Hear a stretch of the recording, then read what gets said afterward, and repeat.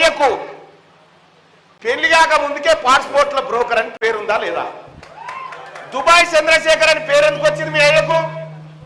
పాస్పోర్ట్లు దొంగతనం ఇప్పించి విజిటింగ్ వీసాలు ఇప్పించి ఈడికేని హైదరాబాద్కేని బొంబాయి తీసుకుపోయి బొంబాయిలో దించి విమానంలో ఇదే రా దుబాయ్ అని చెప్పినోడు కల్వకుంట్ల చంద్రశేఖరరావు కాదా? కేసీఆర్ నీ దోస్తు ఎక్కడ బతిపడి కాడున్న మాధవరెడ్డిని అడిగితే చెప్పడా ఈ మాట?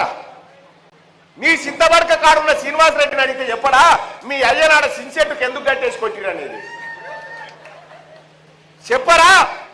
మీ నాయనకు అందరికి గోరుబుద్దలతో వస్తే మీ నాయనకు పుడితేనే బ్రోకర్, పాస్పోర్ట్ల బ్రోకర్ అని పేరు వచ్చింది మీ నాయనకు. ఇక నువ్వు ఏమని సంసారం లగ్గి పెట్టాలి? నాగార్జున కోడలేం మాట్లాడుతుంది, ఈ పిల్లగాడెట్టు పోతుండు, వాళ్ళ ఫోన్లైనా వాళ్ళకి ఫోన్ చేసి బ్లాక్ మెయిల్ చేయాలి. ఇది కేటీ రామారావు గారి పని. ఒక మాట చెప్తా ఉన్నా, హైదరాబాద్ చుట్టూన్నటువంటి భూములన్నిటినీ కబ్జా పెట్టినోడు ఎవడన్నా? కేటీఆర్. ఇసుక దందాల కారకుడు ఎవడు? ఇక్కడ ఉన్నటువంటి కంపెనీలు గీడ బుద్వేల్ దగ్గర, రాజేంద్ర నగర్ దగ్గర ఓ కంపెనీలు ఫార్మా ఇండస్ట్రీ పెడితే ప్రభుత్వం రైతుల దగ్గర భూములు తీసుకుంది, కంపెనీలకు అలాట్ చేయాలి.